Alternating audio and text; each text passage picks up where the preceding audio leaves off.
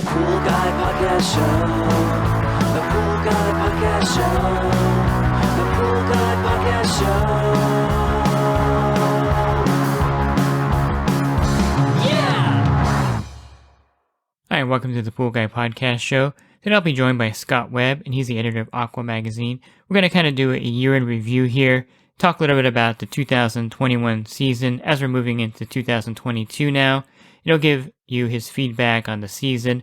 We'll start off the podcast by talking a little bit about their new website and their upcoming trade show in October of 2022. And there's a lot of exciting things happening in the industry. And Scott Webb has his pulse on the industry for sure, or his ear to the train tracks, however you want to, whatever analogy you want to use in that case. Pool Service Pro, open a Leslie's wholesale account today and receive wholesale pricing on products you use every day. Leslie's Pool Supply offers convenient locations that are open 7 days a week. Another great benefit of opening a Leslie's wholesale account is Leslie's referral program. Get referred to a customer looking for weekly pool service. Save time and money and grow your pool service route and become a Leslie's Pro. So how you doing today, Scott? Yeah, pretty good. I guess just plugging away and nothing big happening in my life. Busy as hell. We've done a lot. My group, we started a new website. That's an enormous undertaking. Yeah. 20 years of content, and all of it has to be dispositioned, and there's just a million little things with a new website, especially one that's really quite a bit different. That has been a huge job. And then we're launching this show. We are shipping the largest issue that we've had in 10 years. I mean, we've been putting out some thumpers in print. We're doing good. My dog's doing good. How about you? Yeah, it's been an extremely busy season. Probably since 2020, going into 2021, there's been no let up. And I don't know if it's just because of the COVID thing and everyone staying home in 2020 and part of 2021. But the pool industry, I think, as a whole, has just exploded. And then all the issues of 2021, I'm kind of saying it lightly by saying they're issues, but it's pretty catastrophic for the pool route owners. And in some respects for the customers that can't get equipment, can't get what they need. It's been a crazy, crazy year in the industry. It has. Different people are dealing with different things. I mean, we have some supply problems. Oddly enough, as a magazine, we're facing paper shortages. Huh. We're facing coating shortages. All magazines have this coating. It's not like paper you'd get out of a printer or something. They have this slick kind of coating on it. They're short of that. They're raising our prices. They're telling us things like, you can't go to higher page counts because we just don't have the paper. That's pretty interesting. I think every industry has been affected in some way.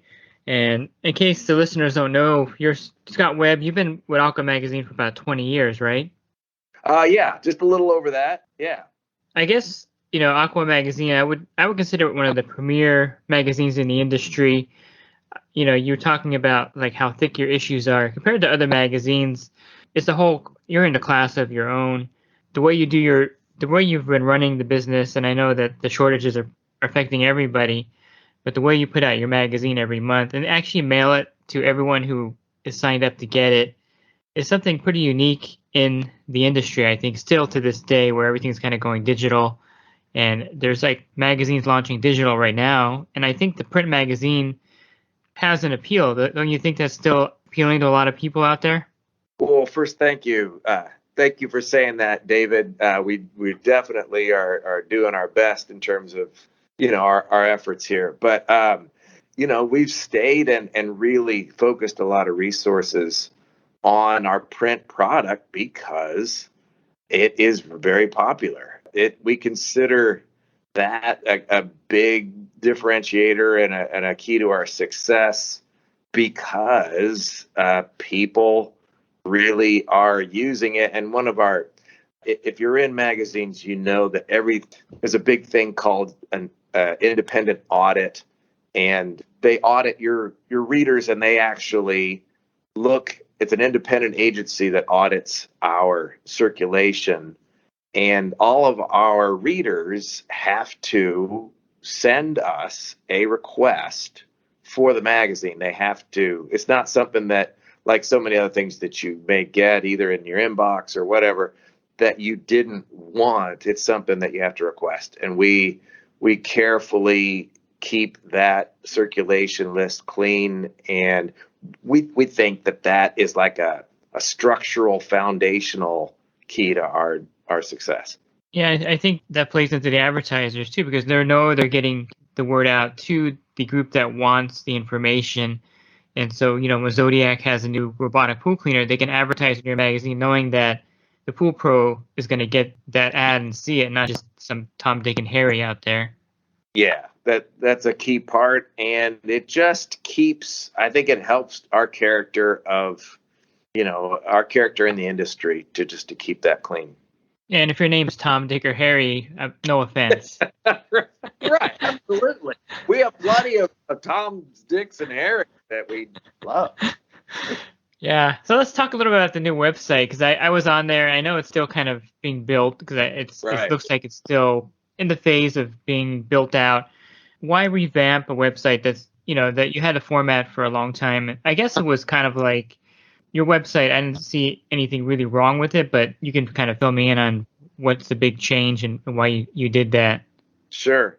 And you mentioned that it's still kind of in process. That's really true. We kind of there were two ways of going about this. We said, all right, we could carefully, we could plan this and work on it forever and then launch it when we were 100% ready. And we decided we'll just launch it when we're 60, 70% done with it and fix it on the fly. So we've partnered, we paid a lot of money to a website group that's doing this. And so that's been our approach. We've been working hard on, basically finishing it while it's live. So it is now our website, but we're still tweaking every corner of it on a daily basis. But the idea from the beginning was just user experience.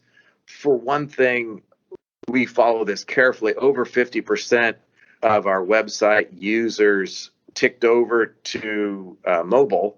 And this happened not too long ago. And that was when we said, all right, we have to get a mobile first website.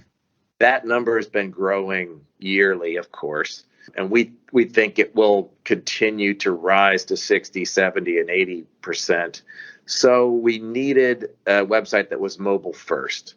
And that's one of the primary aspects of the new website, is that it optimizes the mobile experience. It's a very clean look. I love the way it looks.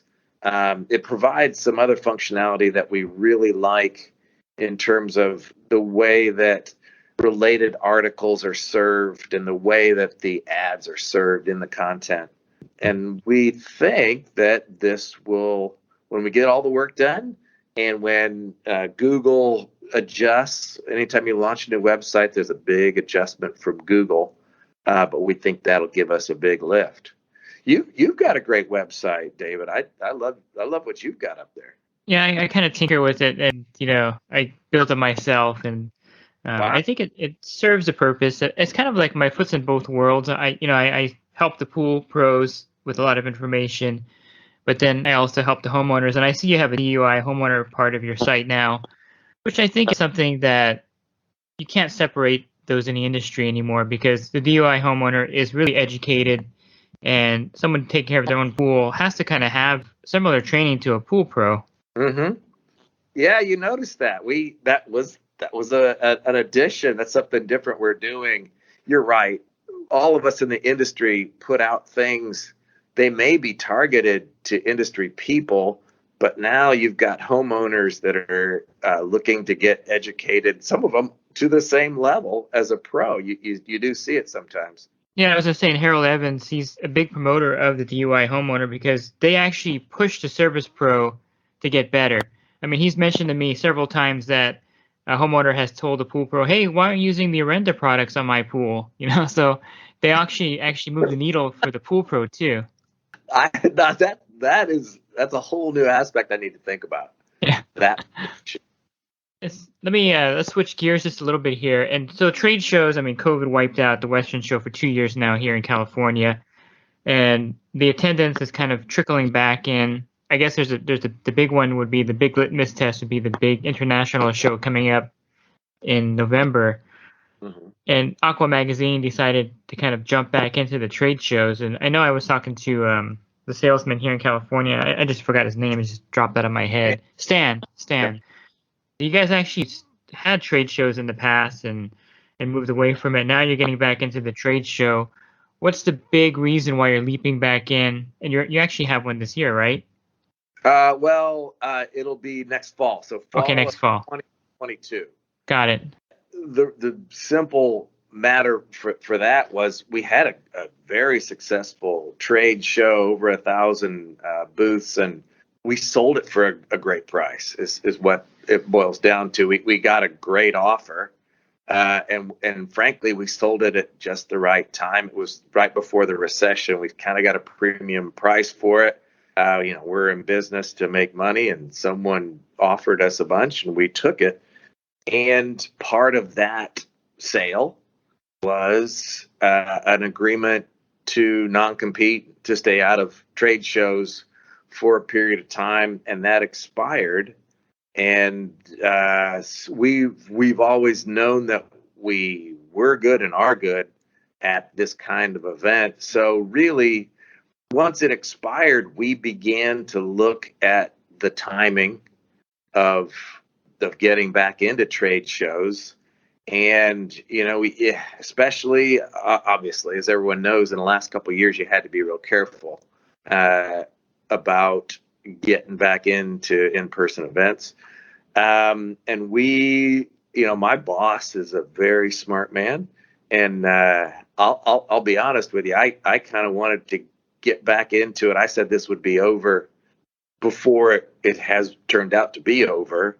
And he's like, no, it's 2022 is really when shows are going to be back at full strength.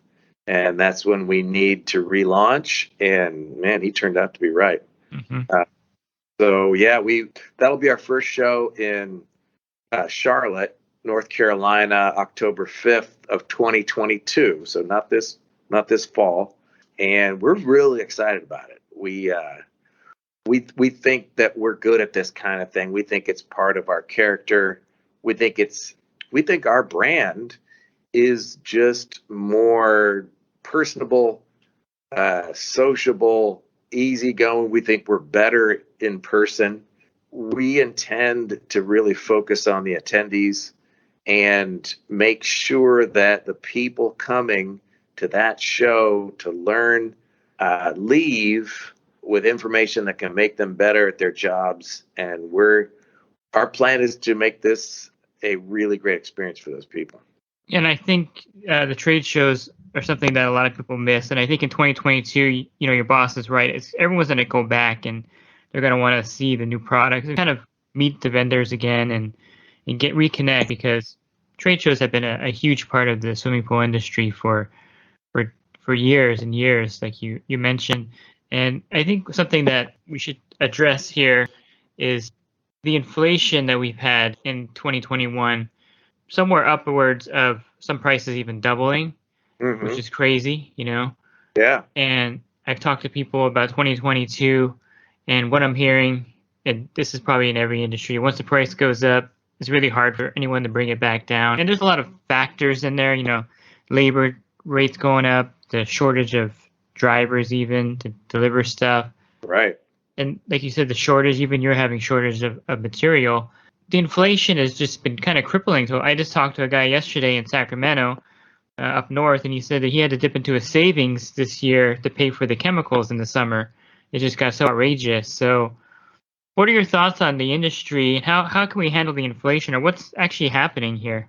Well, I hate to say this because I've lived most of my life uh, not in an inflationary environment. I mean, really, I don't have a memory of inflation in my life. I've read about it, in the 70s, Hmm. uh, the U.S. had a terrible problem with inflation. It's something that we've been trying to avoid for a long time, but to me, I think it's here. And of course, everyone's seeing this. And I think one of the big things that people in the industry are going to have to think about is how to adjust to the real reality of inflation. These, people who are having to spend more on their supplies are going to have to fund the inflationary spiral, which is as everyone pays more, they have to, get higher wages. They have to get more money to afford, those chemicals and so forth. So people in the industry are going to have to pass these higher costs on. There's nothing else for it. And they're going to have to get good at it. They're going to have to get good at telling customers and convincing people that, hey, inflation is now a part of our lives, and I have it too, and otherwise you won't survive. Yeah, for Which sure. I mean, my first job, I was making $3.25, and it was with a company called Best Product. They're long gone now. And my first paycheck, I was telling my wife, was $150, and I thought I was rich back, in 1988. right, Now they're getting $15 an hour to flip burgers in California. So it's exactly, and that'll continue to grow. I mean, the problem with inflation is it's really hard to stop once it gets going. And man, everywhere I look, it's going.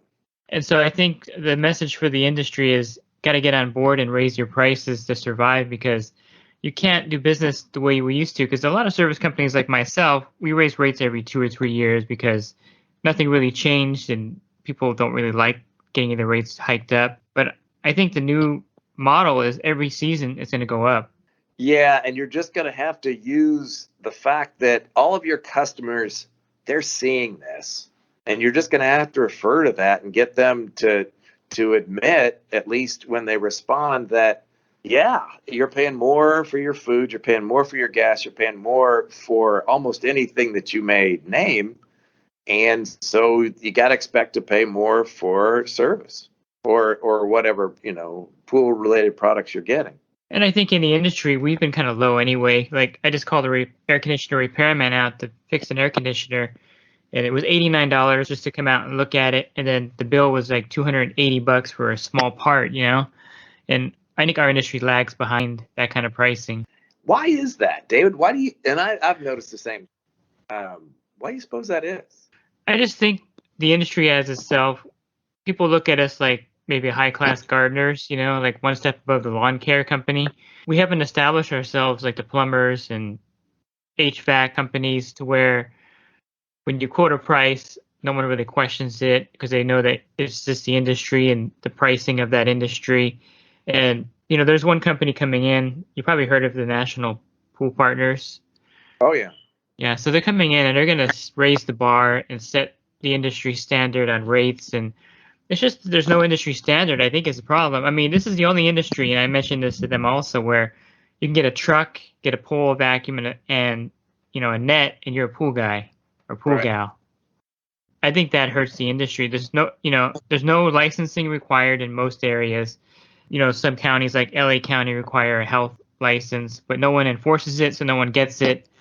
So there's no enforcement and there's no regulations. And so unlike the plumbing industry where you have to be a licensed plumber, we don't have that here. And so the rates kind of reflect that, I think, is that the industry is kind of like willy-nilly in a way, no? The old Wild West kind of thing. Definitely true. And the unprofessionalism of some operators in the industry is kind of the stuff of legend. At the same time, and you're right, the consolidators are coming in. Wall Street money's coming into the industry, and it's consolidating it at different levels. actually, I am doing a story on that this month. Been talking to national pool partners, and it's I mean, in one way, it's a great thing. Part of me is nostalgic for the lone cowboy single operator who, is his own boss. And I know that that's just an anachronism. You just got to, that's how the world is going to work. And it's a good thing if we're able to, set some higher standards and, maybe consolidate, which is, kind of part of this. But yeah, to me, it's a good thing. It's the future. I think so, and I think we need some kind of industry standard. Someone has to set the bar. Like lawn care, it's kind of like the homeowner will hire any gardener out there. There's no need to even know if they have insurance or license. And in my association here, we've been trying to look for a new lawn care service in here for the 120 homes in here, and they have to have insurance. And there's really no gardeners out there that are licensed and insured. We can't find anybody to give us a bid. It's just crazy. So that industry is even below us. We're not much higher than they are until we get some kind of standard. And I think it's coming across the country. California will probably be the first state. Florida, I've heard a lot in Florida about wanting everyone to be licensed in some way too. So I think it's coming. And that kind of leads to the next thing I was going to ask you is in the recent magazine, you have on page 118, if people want to go to it, of the October issue, there's a graph there that shows the expansion of pools in different cities. And I was pretty surprised when I saw that Phoenix is now tied with Miami. I flew into Miami, and so I know that just about every house has a pool there when you land. But I was surprised that Phoenix has 30% of homes with pool. So every third home, or out of 10 homes, every third home there. I guess my math is all mixed up. If you go down the street, every third home will have a pool if you count 10 homes in a row, which I think is pretty amazing.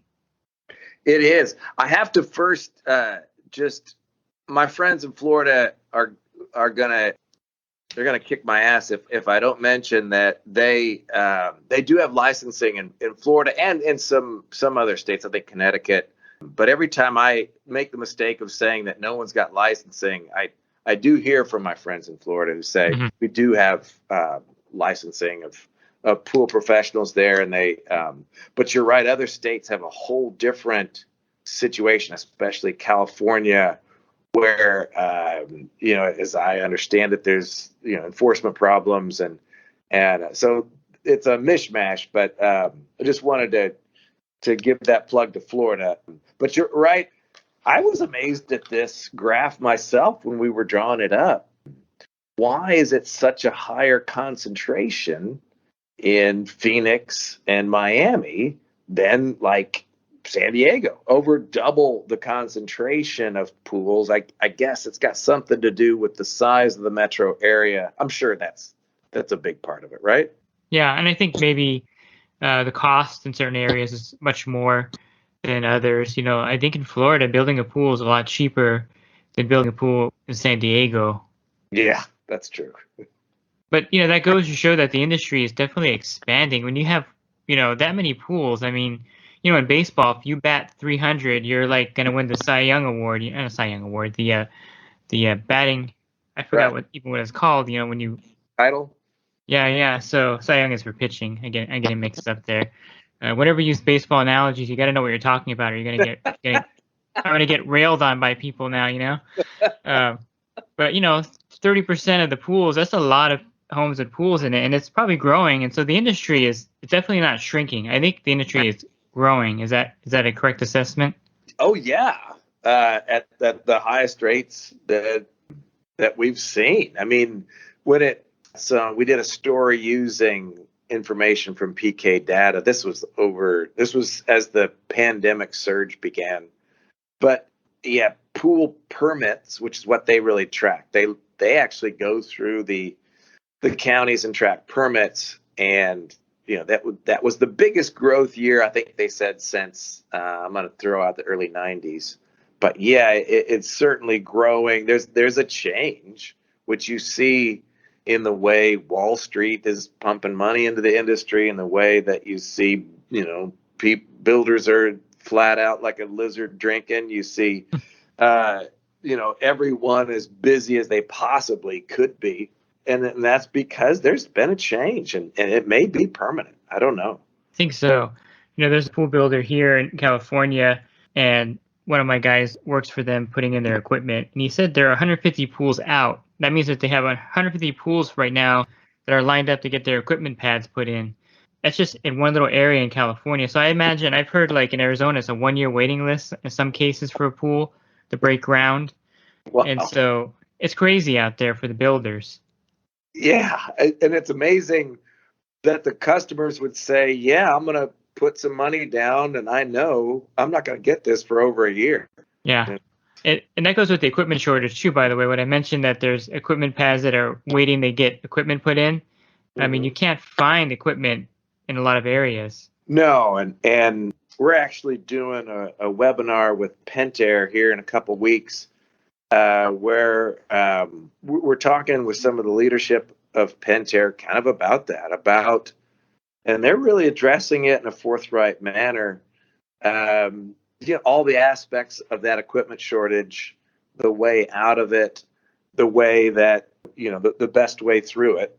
We'll do the webinar on the 19th, but they're trying to address this. There's so many aspects to it, as you know. They have their own problems with suppliers. Eventually, this will have to get worked out. I mean, the supply line problem will get worked out because that's how capitalism works. I think it's gonna be something that's gonna have to change, and maybe it's gonna have to bring back a lot of the manufacturing to the U.S. or to, Pentair used to be made in Mexico, and many years ago they could just drive across the border and pick up whatever they needed. So I don't know. I think having stuff on boats coming across the ocean probably is a big problem for a lot of industries now that they didn't think about. Yeah. I mean, you're seeing those container ships sitting offshore. It is a huge problem. You're right. That's a long-term problem. And, even if they make stuff in America, like I was buying new furniture, they make it here in Wisconsin. And I'm like, well, it should be pretty quick then. They said, well, we get fabric from Asia. And right now we're waiting for the container to come in to make the couches. So it's unbelievable. All of this is, I think. Yeah, it is.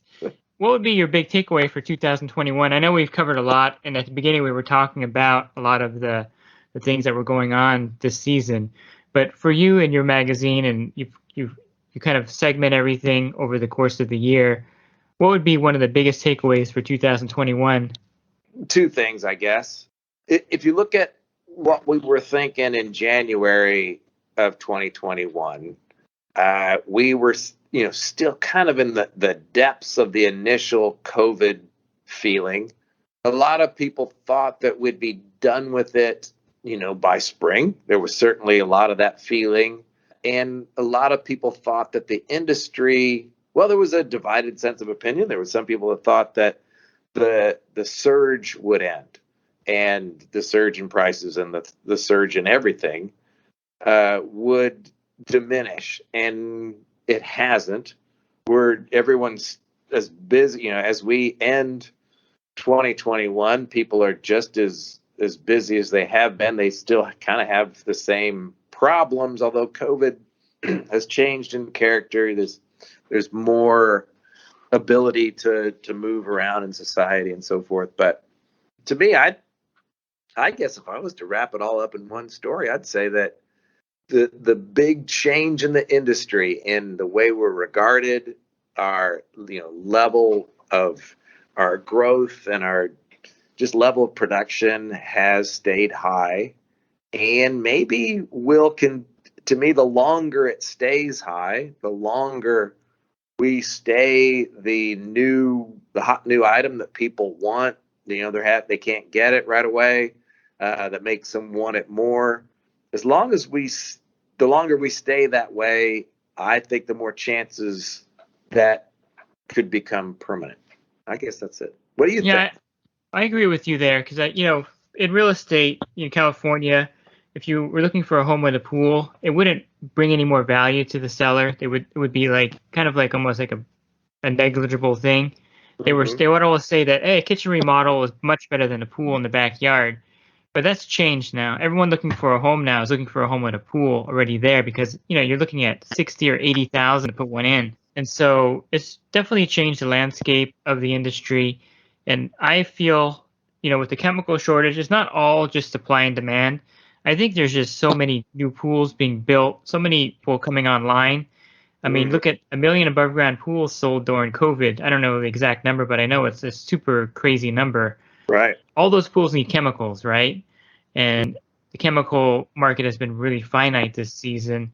So I think the industry, with the builders 8 months out, 1 year out with pool builds, people with the most equity ever in their houses than any other time in history, there's really no end that I can think of unless the economy just kind of collapses on itself to where people that want a pool built can pull 80,000 out of their house, no problem. Right. It's one of those things where everything's come together, and if you're a pool builder, you're probably gold right now. I mean, there's no other way of saying it. You have as much business as you want. I had a builder here in California. What he used to do is bid everyone 3 times the amount when he doesn't want to do the pool because he's too busy.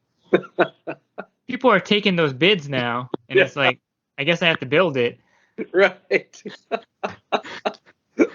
I mean, imagine telling someone 2 years ago that this would be the state of things. No one would believe you. No, it wouldn't. Yeah. So it's amazing. I think the industry, and all the manufacturers are jumping for joy. And, Hayward, Pentair, and Jandy, they probably didn't see this coming. And that's one reason why there's an equipment shortage, because they don't have salt systems. They don't have. One of the guys posted in the group a picture of an IntelliFlow pump at SCP, and he said, first time I seen this in 10 months, he's going to go pick it up, It's almost like equipment has, like, posters out, like, on the milk cartons when we were growing up. Yeah. The missing kids, so you have, like, a Pentair pump on a milk carton, Oh, yeah. Theft has become a problem. I mean, now I hear isolated stories of service people saying, hey, someone came in with a sawzall or a hacksaw and cut out the new pumps put in. Now there were so much. Here's a good example of this. One of the guys in my group, he's in Hemet. It's like an area in a kind of like not high desert, but in a rural area. He had a guy that built a pool, and this particular customer ordered all the equipment online. So he ordered a heater from Amazon for $4,000. He ordered 3 IntelliFlow pumps for his system, and they were like $2,500 online. So he paid like more than a premium to get the equipment, and then he paid my member $10,000 to install it. And he had to, because he had a pool built for $150,000 and there's no equipment. Right. Oh my God. Wow. It's crazy, That is crazy. He pushed the builder to finish and fill it, and then he's like, well, I don't have any equipment for you. So what do? You got to go online and pay a premium. And I was really surprised he was able to find it online myself, Right. I would imagine there's always a dollar amount that can get you that equipment. Yeah. I'm hopeful that 2022 is a little bit normaler, but, my sources tell me that the inflation is going to be an issue still. I've heard someone say, one of my sources say there's going to be 30% more chlorine on the market. But when you're at a point where you're at 100% out, 30% is not a lot more, No, exactly. I mean, they are building that plant. That'll come back online. I would think that when it comes to generating more product, like chemicals and chlorine would be easier than, pumps and heaters. But I don't actually know that. I'm just speculating here. I just think the demand, and then you have stuff that's weird, like the Segura. They make the Cal Hypo tablets. Yeah. And I asked them, well, they make them here, and so they have plenty of Cal Hypo. I think in Texas is where they have a big Cal Hypo factory, and their problem this season, they couldn't get buckets to put them in. Oh, you're kidding! Because of the resin problem, probably. Yeah.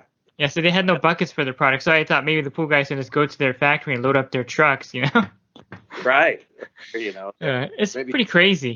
Yeah, so I'm hopeful for 2022 as being different, but it's going to be another busy year for all of us in the industry. So I think I thank you for your time. Today I know you're getting that issue out. When you say mega issue, is like the size of a yellow page phone book. Put it this way: you roll this thing up, it becomes a deadly weapon, and you have to register it with the local authorities. So, but hey, it's always a pleasure, David. I Yeah. enjoy chats, and really anytime. Yeah, I think we should do this more often because I think you have your pulse on the industry more so than I do because you're talking to a lot more people every day. It's good to get that out there for the listeners. You know, you're really transparent in your position as an editor, more so than I think most people would be. And I think people appreciate your transparency there over at Aqua. I got nothing to hide. I look at like 10% of what you do, and it's more than I could possibly imagine in my life. I don't know how you do it. I don't get much sleep. How's that? Well, hey, great chatting with you, David, and I hope to talk again soon. And of course, you can check out their website at www.aquamagazine.com. Do I still have to say www? But I guess I do.